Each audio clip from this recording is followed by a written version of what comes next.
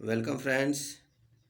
आइए एक बार फिर से हम लोग समसामयिकी घटनाक्रम के रूप में कुछ महत्वपूर्ण प्रश्नों का अध्ययन करते हैं। फ्रेंड्स, यह प्रश्न जितने भी इस वीडियो में आप देखेंगे यह काफ़ी महत्वपूर्ण हैं। या तो ये रिपीटेड हैं या फिर भविष्य में किसी भी एग्जाम में आने की इनकी प्रबल संभावना है। इसलिए ध्यान से पढ़िए और इन्हें अगर आवश्यकता पड़े तो नोट भी करते चलें। पहला प्रश्न है फ्रेंड्स कि राजीव गांधी खेल रत्न अवार्ड 2020 प्राप्त करने वाले पैरा एथलीट मरियप्पन थंगनीटू, इनका पूरा नाम है, किस खेल से संबंधित है। ये पैरा एथलीट तो हैं, लेकिन पैरा एथलीट के रूप में ये किस खेल से संबंधित हैं? तो ये है हाई जंपर है। हाई जंप या ऊंची कूद से यह संबंधित है। और हम लोग जानते हैं फ्रेंड्स कि 2020 के इस साल में कुल 5 भारतीय खिलाड़ियों को राजीव गांधी खेल रत्न अवार्ड से सम्मानित किया गया है। इस खेल रत्न अवार्ड जो प्राप्त करने वाले खिलाड़ी होते हैं उनको 7.5 लाख रुपए दिए जाते हैं। और इसमें जो पांचों इस खेल रत्न से सम्मानित जो खिलाड़ी हैं उनके नाम इस प्रकार हैं। पहला है रोहित शर्मा जो क्रिकेट से संबंधित है। फिर मरियप्पन है जो अभी हम लोग देखे हैं, पैरा एथलीट हैं। फिर मानिक बत्रा हैं, यह टेबल टेनिस से हैं। फिर विनेश फोगाट हैं, यह कुश्ती से संबंधित हैं। और रानी रामपाल चर्चित खिलाड़ी हॉकी की हैं।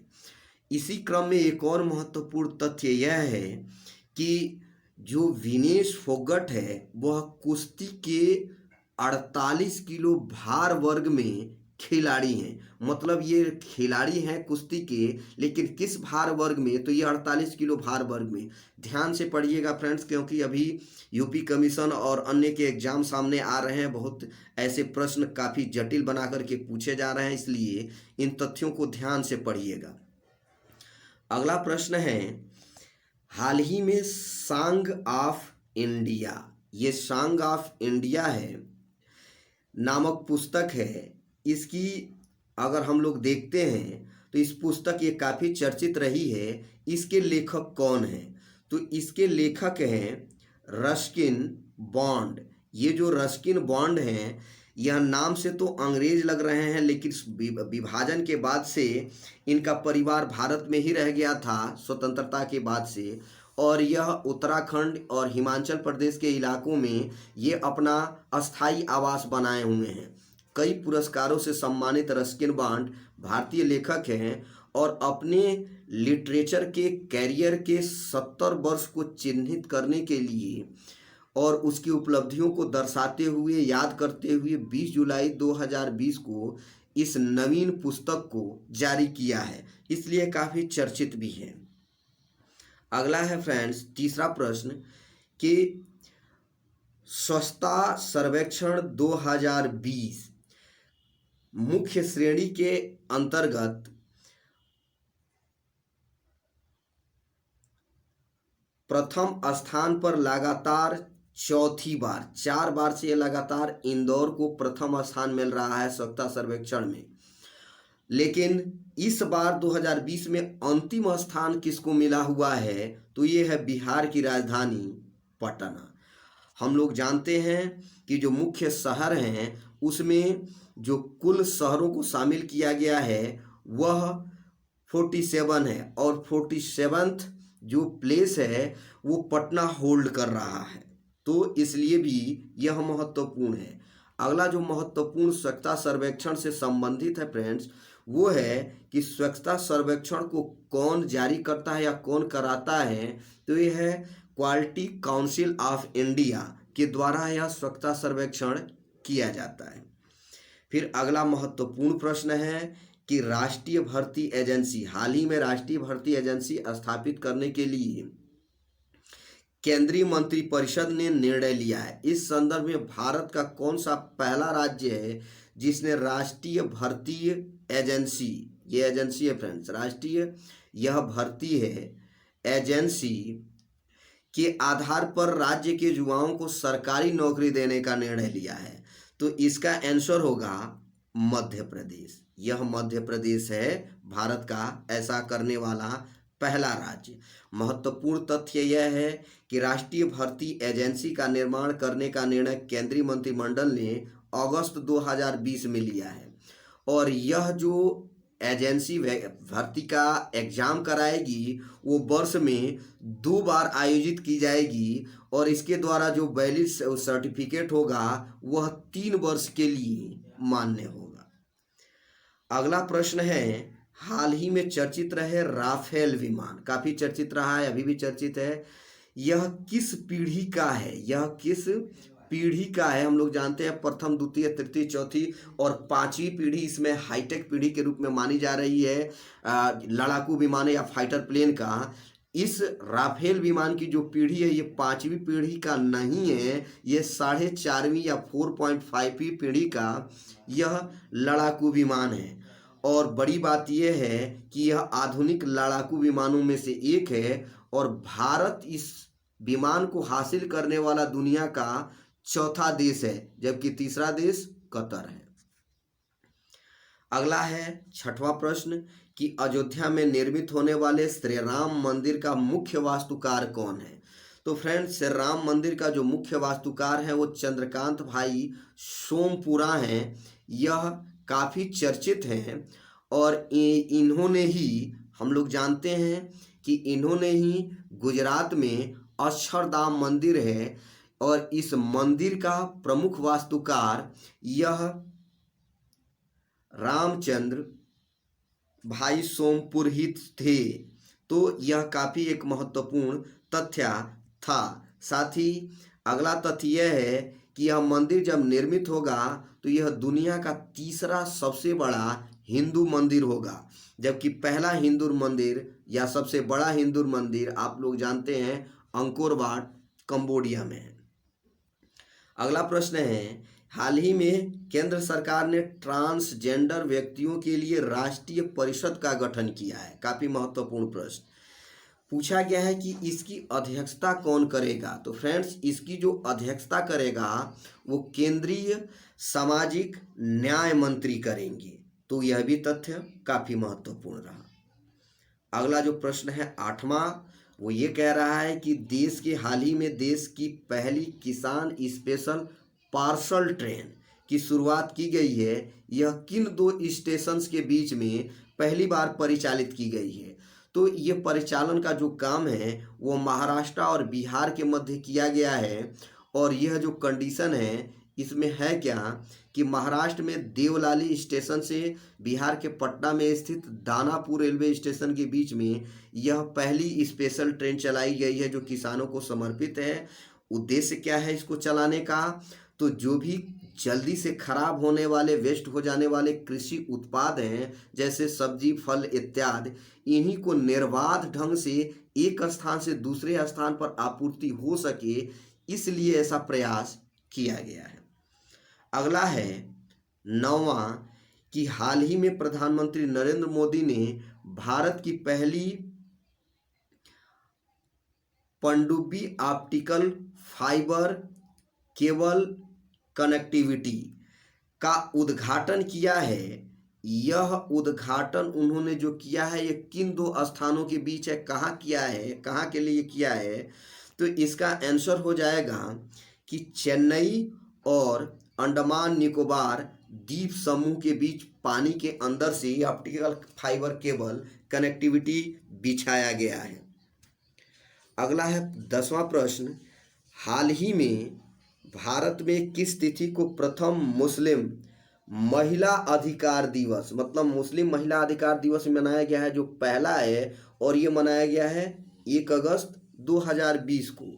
इसको मनाने का उद्देश्य क्या है? लिखा गया है ध्यातव्य है कि मुस्लिम महिला विवाह से संरक्षण अधिकार अधिनियम 2019 के द्वारा इसी तिथि को पिछले वर्ष भारत में 3 तलाक को प्रतिबंधित किया गया, जो तलाक़े विद्दत के नाम से भी जाना जाता है। फ्रेंड्स, आप जान रहे होंगे। इसी को यादगार बनाने के लिए या इस मुस्लिम महिलाओं के इस अधिकार को बनाए रखने के लिए, जागरूकता लाने के लिए प्रतिवर्ष ऐसा दिवस मनाने का प्रयास किया गया है 1 अगस्त को जो पहला है वो 2020 में मनाया गया है। अगला प्रश्न है 11वां कि देश की पहली राज्य स्तरीय ई लोक अदालत, राज्य स्तरीय ई लोक अदालत का उद्घाटन किस राज्य में किया गया है? तो यह है छत्तीसगढ़। छत्तीसगढ़ में इसका उद्घाटन पहली बार किया गया है। फिर 12वां प्रश्न है कि हाल ही में एशिया के सबसे बड़े सौर ऊर्जा संयंत्र का उद्घाटन कहाँ किया गया है? तो इसका उद्घाटन हम लोग जानते हैं मध्य प्रदेश का एक इलाका है, रीवा जिला है, वहीं पर किया गया है। और यह प्रोजेक्ट एशिया का सबसे बड़ा है और यह 750 मेगावाट का है। यह जानते रहिएगा, काफ़ी महत्वपूर्ण प्रश्न यह है। फिर 13वां प्रश्न है कि हाल ही में एशिया के सबसे बड़े डाटा सेंटर, फ्रेंड्स यह डाटा सेंटर की बात की गई है, एशिया का सबसे बड़ा यह डाटा सेंटर है, इसका उद्घाटन कहाँ किया गया है? तो इसका उद्घाटन किया गया है महाराष्ट्र की राजधानी मुंबई में। और उल्लेखनीय तथ्य इसके साथ यह है कि यह डाटा जो सेंटर है वो एशिया का सबसे बड़ा तो है ही है, यह दुनिया का दूसरा सबसे बड़ा डाटा सेंटर है। और इसके अलावा मजबूत तथ्य एक यह भी है कि इस डाटा सेंटर का नाम क्या है? तो YOTTANM first, yotta NM first इसका नाम दिया गया है इस डाटा सेंटर का जो मुंबई में स्थापित किया गया है। फिर 14वां प्रश्न है कि हाल ही में खोलो गंजू पनबिजली परियोजना, यह खोलो गंजू बिजली परियोजना चर्चित रही है, तो यह किन दो देशों की संयुक्त परियोजना है? तो यह है भारत और उसका मजबूत पड़ोसी देश भूटान, हिमालय की गोद में स्थित पड़ोसी देश बफर स्टेट भूटान। अगला है 15वां प्रश्न कि हाल ही में संयुक्त राष्ट्र संघ के अंतर्गत गरीबी उन्मूलन के लिए एक गठबंधन बनाया गया है गरीबी उन्मूलन का। भारत उसका संस्थापक सदस्य देश बन गया है। प्रश्न यह है कि इस गठबंधन का उद्देश्य क्या है? तो बड़ी बात यह है कि इस गठबंधन का जो उद्देश्य है वो यह है कि कोविड-19 महामारी के जो दौरान जो वैश्विक अर्थव्यवस्था को धक्का लगा है उसी को फिर से प्रमोट करने के लिए, बढ़ावा देने के लिए यह विश्व का एक अंतर्राष्ट्रीय संगठन है जो संयुक्त राष्ट्र संघ के तत्वाधान में गठित हो रहा है। फिर यह 16वां प्रश्न है फ्रेंड्स, इसमें क्या है? भारत का सार्वजनिक क्षेत्र का पहला निर्माण क्षेत्र का संगठन कौन सा है? मतलब यह सरकारी या सार्वजनिक क्षेत्र का पहला निर्माण क्षेत्र का संगठन कौन है जो पूरी तरीके से डिजिटलाइज हुआ है, मतलब जो डिजिटल हो गया है पूरी तरीके से? वह है राष्ट्रीय राजमार्ग प्राधिकरण। यह भारतीय राष्ट्रीय राजमार्ग प्राधिकरण है। फिर 16वां प्रश्न है, हम लोग देख रहे हैं कि कोविड-19 महामारी के बीच हिंद महासागर के पांच, हालांकि ये पूर्वी हिंद महासागर से संबंधित हैं, द्वीपी देशों के लिए भारत सरकार ने कौन सा मिशन का शुभारंभ हाल ही में किया है? तो फ्रेंड्स यह जो मिशन है वह मिशन सागर है और यह अति महत्वपूर्ण तथ्य है। साथ में इसके अन्य तथ्य क्या हैं कि इसको प्रारंभ करने वाला जो भारतीय नौसेना का जहाज है वो है INS केसरी। और जो INS केसरी द्वारा संचालित जो गतिविधियां हैं वह किन किन देशों के लिए है? 5 देश हैं, मालदीव, मॉरिशस, मेडागास्कर, सेशल्स। और यह यहाँ पर जो हम लोग देख रहे हैं 5 देश, यह इन 5 देशों में सभी के सभी देशों में खाद्य वस्तुओं और दवाओं को उपलब्ध कराने के लिए मिशन सागर प्रारंभ किया गया है। तो इस तरह से यह हम लोगों के 5 देश हैं। फिर अगला प्रश्न है कि जम्मू कश्मीर में नए डोमिसाइल नियम, मतलब निवास के लिए जो नया नियम बना है उसमें वहाँ पर कितने वर्ष तक कोई रह लेगा तो वहाँ का निवासी माना जाएगा या निवासी का हकदार हो जाएगा, तो वो है 15 वर्ष। फिर अगला प्रश्न है कि हाल ही में भारतीय संसद ने कुल कितने केंद्रीय संस्कृत विश्वविद्यालय स्थापित करने का विधेयक पारित किया है। फ्रेंड्स, यह है पारित किया है। तो इसका जो आंसर है वो 3 है। और कौन कौन से ये 3 हैं जो बन रहे हैं? तो ये डीम्ड यूनिवर्सिटी हैं। पहले तो हम लोगों को याद रखना चाहिए तीनों डीम्ड यूनिवर्सिटी हैं। पहला कौन सा है? पहला यहाँ पर है राष्ट्रीय संस्कृत संस्थान दिल्ली, दूसरा है श्री लाल बहादुर शास्त्री विद्यापीठ दिल्ली, फिर तीसरा है राष्ट्रीय संस्कृत विद्यापीठ तिरुपति। यह तीनों डीम्ड यूनिवर्सिटी थे। इन्हीं को केंद्रीय यूनिवर्सिटी में बदलने का प्रयास भारत सरकार कर रही है संस्कृत यूनिवर्सिटी के रूप में। अगला प्रश्न है कि देश की पहली फ्रूट ट्रेन कहाँ संचालित की गई? फ्रूट ट्रेन मतलब फलों से संबंधित यह ट्रेन है, फलों को लाने ले जाने के लिए संबंधित यह ट्रेन है। तो यह संचालित किया गया है आंध्र प्रदेश का एक महत्वपूर्ण रेलवे स्टेशन है ताड़ीपत्री रेलवे स्टेशन, वहीं पर यह प्रारंभ किया गया है और देश की यह पहली इस तरह की फ्रूट ट्रेन है। फिर अगला है कि बौद्धिक सभ्यता सूचकांक 2020 में भारत किस स्थान पर है? तो भारत 40वें स्थान पर बौद्धिक संपदा सूचकांक 2020 में है। फिर 21वां प्रश्न है, कलकत्ता पोर्ट ट्रस्ट का नाम बदलकर क्या रखा गया है? तो यह है doctor Shyama Prasad Mukherjee port trust. फिर 22वां है, हेनले पासपोर्ट इंडेक्स 2020 में भारत किस स्थान पर है? तो इसमें हम लोग देख रहे हैं 84वें स्थान पर है। और इन पासपोर्ट सूचकांक में प्रथम स्थान किसका है? जापान का है। फिर 23वां प्रश्न है कि हाल ही में किस राज्य की सरकार ने वर्चुअल पुलिस स्टेशन, यह भी महत्वपूर्ण प्रश्न है फ्रेंड्स, कि वर्चुअल पुलिस स्टेशन किस भारतीय राज्य ने स्थापित की है पहली बार? तो यह है ओडिशा या उड़ीसा। फिर अगला प्रश्न है 24वां, 2019 का हिंदी शब्द ऑक्सफोर्ड ने किसे माना है? मतलब किस हिंदी शब्द को ऑक्सफोर्ड ने अपने डिक्शनरी में स्थान दिया है? तो यह है आपका संविधान। फिर 25वां प्रश्न है कि राज्य सरकार ने 2020 को किस राज्य सरकार ने, मतलब भारत की किस राज्य सरकार ने 2020 को आर्टिफिशियल इंटेलिजेंस वर्ष घोषित किया है? तो यह है तेलंगाना सरकार। फिर अगला 26वां प्रश्न कि हाल ही में क्रिकेट से संन्यास लेने वाले जो दिग्गज भारतीय क्रिकेट खिलाड़ी हैं महेंद्र सिंह धोनी, इनका जन्म स्थान किस भारतीय राज्य में है? जन्म किस भारतीय राज्य में हुआ था? तो यह भी महत्वपूर्ण प्रश्न है, क्योंकि हम लोग जानते हैं कि यह महेंद्र सिंह धोनी यह झारखंड के निवासी हैं, किंतु इनका जन्म उत्तराखंड में हुआ था। इस तथ्य को महत्वपूर्ण ढंग से याद रखिएगा। इसके अलावा तथ्य क्या है कि महेंद्र सिंह धोनी का पैतृक गांव उत्तराखंड के चमोली जिले में स्थित है और उनका जन्म यहीं हुआ था, किंतु यह झारखंड के इस समय निवासी बन गए हैं। फिर 27वां प्रश्न है कि हाल ही में गोधन न्याय योजना का शुभारंभ किस राज्य में किया गया है? तो इसका जो आंसर है वो है छत्तीसगढ़। अब छत्तीसगढ़ में ऐसी योजना क्यों स्टार्ट की गई है? तो यह है राज्य ने पशुपालकों से निश्चित मूल्य पर गोबर खरीद करके पर्यावरण संरक्षण इत्यादि कार्यों को सरकार ने अब बढ़ावा देने का प्रयास करने के लिए ऐसा काम किया है। फिर अगला प्रश्न है 28वां,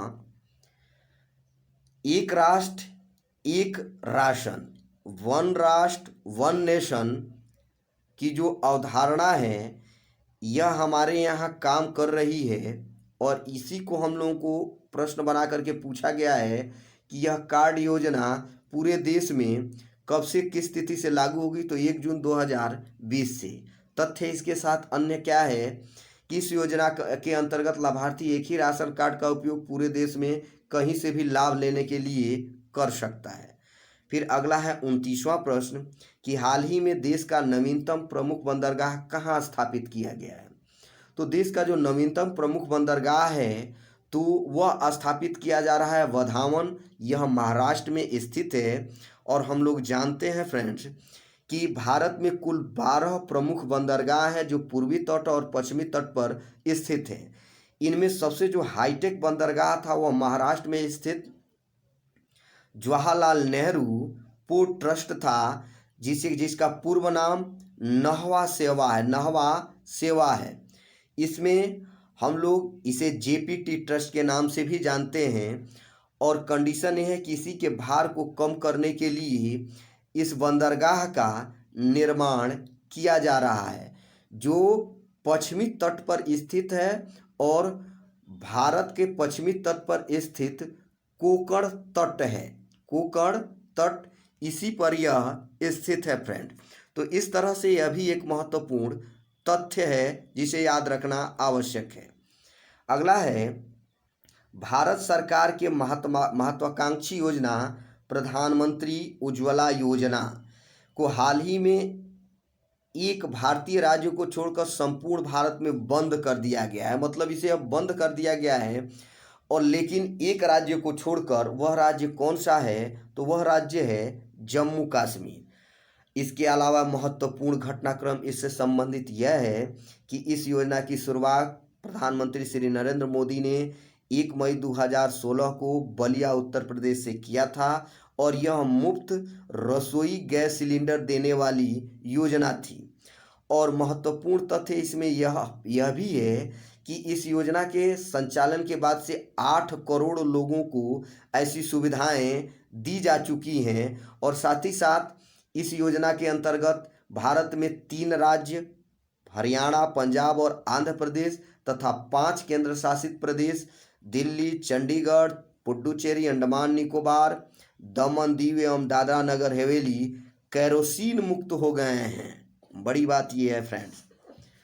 फिर 31वां हम लोगों का प्रश्न है, हाल ही में 92वें ऑस्कर अवार्ड के अंतर्गत प्रथम बार किस विदेशी फिल्म को सर्वश्रेष्ठ फिल्म का अवार्ड दिया गया है? फ्रेंड्स, इससे पहले किसी विदेशी फिल्म को सर्वश्रेष्ठ फिल्म का अवार्ड नहीं मिला था। यह पहली बार है, पहली मर्तबा है, इसलिए भी यह काफ़ी महत्वपूर्ण प्रश्न है, इसको याद रखिएगा।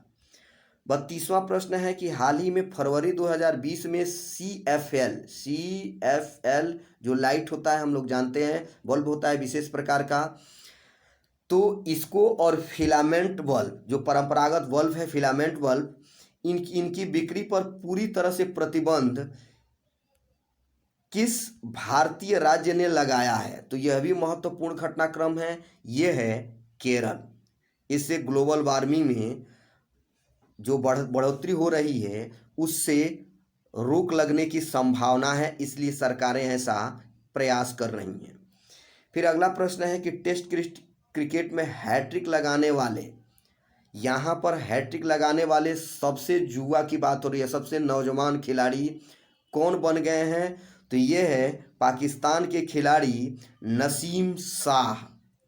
फिर अगला प्रश्न है 34 कि अंतर्राष्ट्रीय ओलंपिक समिति ने, यहाँ पे ने होगा फ्रेंड्स, ने फरवरी 2020 में किस भारतीय खिलाड़ी को यहाँ पर लाइफ टाइम अचीवमेंट की बात की गई अवार्ड से सम्मानित किया गया है? तो ये है पुलैला गोपीचंद। यदि आप जानते होंगे कि पूर्व में पुलैला गोपीचंद जी किस खेल से संबंधित हैं, तो आप कमेंट के माध्यम से जरूर बताने का प्रयास कीजिएगा फ्रेंड्स। अगला प्रश्न है 35 AK-47 जो गन है, आप जानते हैं, इसकी जो बुलेट होती है, यह बुलेट बहुत घातक होती है। इस बुलेट के खिलाफ दुनिया का पहला बुलेट प्रूफ हेलमेट किसने विकसित किया है? तो यह भारतीय व्यक्ति हैं मेजर अनूप मिश्रा। इन्होंने ही इसको विकसित किया है। महत्वपूर्ण उपलब्धि है भारत के लिए और मेजर अनूप मिश्रा जी के लिए भी। 36वां प्रश्न है, अब तक मिजोरम में, यह में है, लगातार आयोजित होने वाला हार्नबिल महोत्सव का आयोजन प्रथम बार किस राज्य में किया गया है? तो यह भी महत्वपूर्ण प्रश्न है फ्रेंड्स कि यह है त्रिपुरा। हार्नबिल महोत्सव हम लोग जानते हैं मिजोरम का परंपरागत महोत्सव है, लेकिन पहली बार इसको मिजोरम के अलावा 2020 में त्रिपुरा में आयोजित किया गया है। तो यह प्रश्न काफ़ी कॉम्प्लिकेटेड है, याद रखने वाला भी है। अगला प्रश्न है 37 कुष्ठ रोग के उन्मूलन की दिशा में किए गए प्रयासों के लिए इसे अंतर्राष्ट्रीय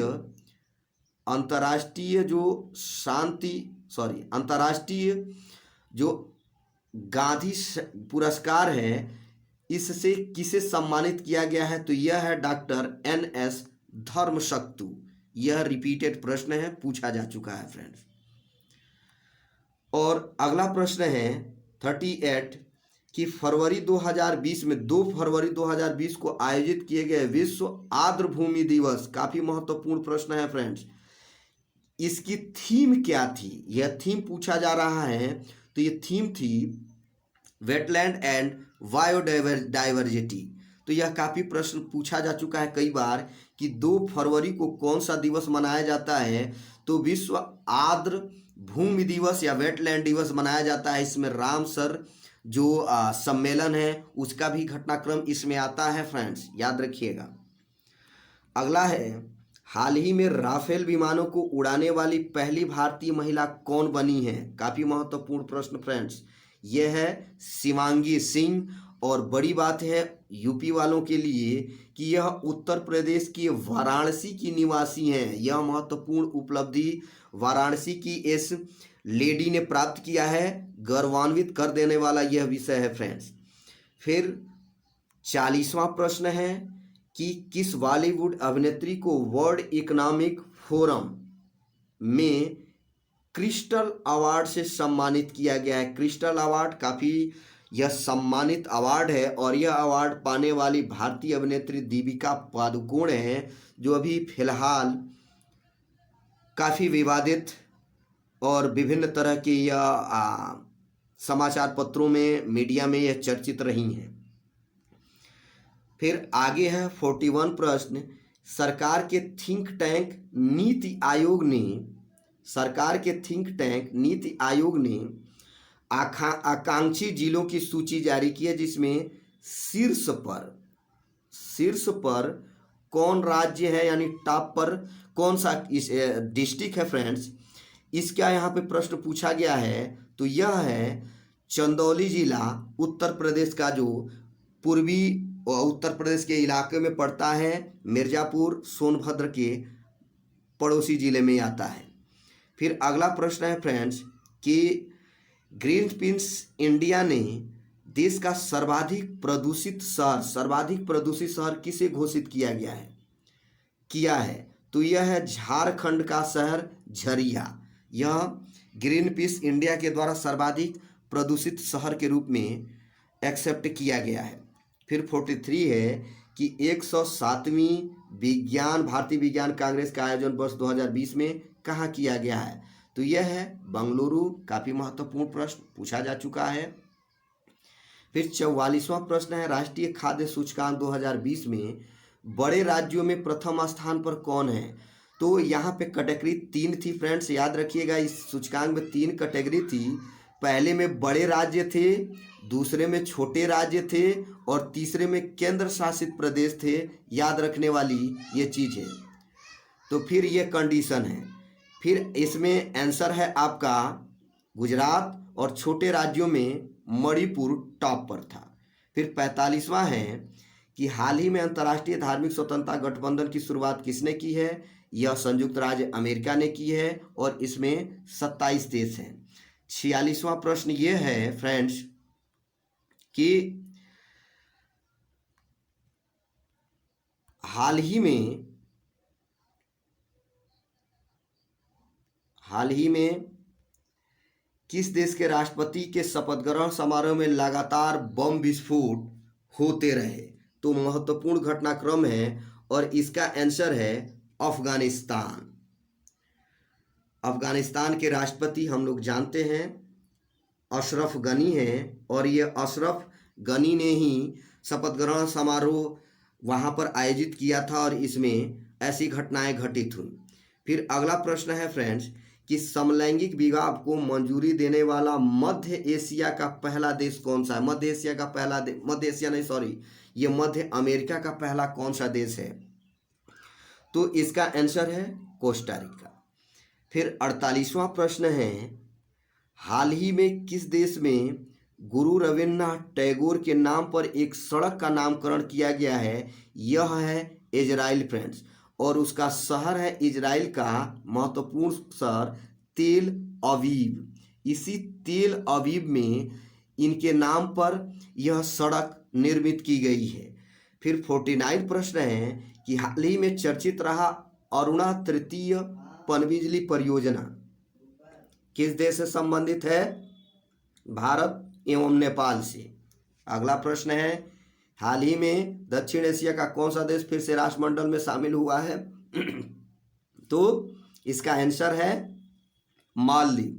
फ्रेंड्स, इस तरह से यह 50 प्रश्नों की यह श्रृंखला आज पूरी होती है। नए अपडेट पाने के लिए या फिर करंट अफेयर्स या ट्रेडिशनल जीएस के लिए बने रहिए हमारे चैनल के साथ, सब्सक्राइब कीजिए और शेयर करते रहिए। धन्यवाद फ्रेंड्स।